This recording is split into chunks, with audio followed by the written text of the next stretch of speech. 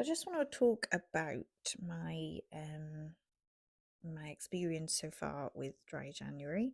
I was diagnosed as autistic very recently, and last year actually, I noticed that I use alcohol mainly to be social, really. And I'm not looking to quit really, but I'm because I feel like I'm always in control of the amount that I'm drinking. But I am looking to kind of look for different methods. So that's what this dry January is all about. Looking for different methods to cope while I'm not drinking.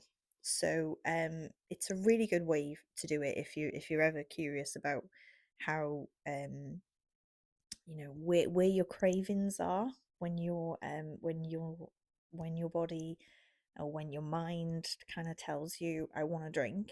It's really good to do dry January because I noticed the last two times that you can spot what's happening in your brain, and you can ask yourself some serious questions. You can say, like, do I use it for this?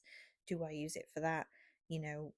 Why? What are the root causes of why I actually use alcohol? Because I think, I don't actually think alcohol is a problem. I think it's how we use it. I think it can be really fun and really good for social occasions, but I think it can also be quite detrimental if you use it too often. And I think that using it for the wrong reasons is probably the worst thing you can do. So I've started to do dry January to see if I can spot where I'm actually noticing my cravings, when I'm noticing my cravings, and what exactly that might mean for me and the future and my relationship with alcohol in the future. So yeah, I've got a little book of coping mechanisms that I've started, and I want to be able to turn to different coping mechanisms, look up a little book and say, right, what are my coping mechanisms? What can I turn to instead of alcohol when I'm not feeling quite good and I'm trying to think of something to relax me? And rather than having alcohol then as a relaxing kind of thing to help me with my emotions, I would like it to be a fun social thing that I just have for enjoyment's sake, and for just celebrations and things like that. I just want to have it for those times. So here we go. My little book of coping mechanisms is right here. So I've made a little book out of little paper that I had hanging around. I've got my first one, which is having a warm shower. So, get your best soaps and have a warm shower has made a huge difference. Um, Talk about things you already have in your life that you take for granted. Set a 5 minute timer and just breathe.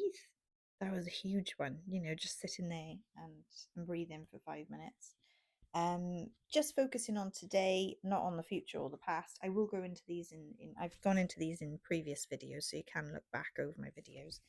And number five, which I haven't written in yet, number five is a blank page at the moment, but I think number five has to be, for me recently, is reaching out to people, talking to people. If you're not feeling quite right, or you're feeling like, you want to have um, something to settle you, maybe talking to people about not feeling quite right.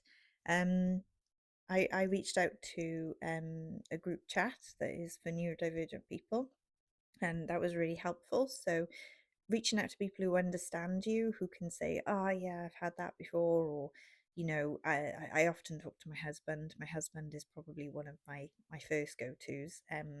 If he's around, he's the person I will talk to as well.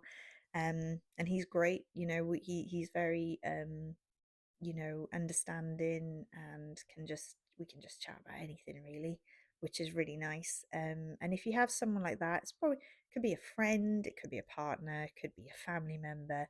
There might be someone in your life who you just know you can talk to. That's the person you want to reach out to.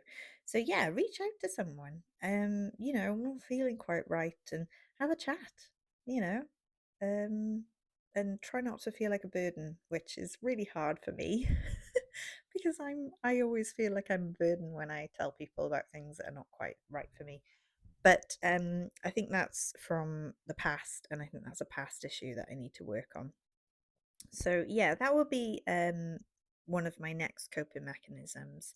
And there are a few others that I'm going to look into, and I might add a few extra at the end because, I might think, oh, yeah, that helped. This helped as well.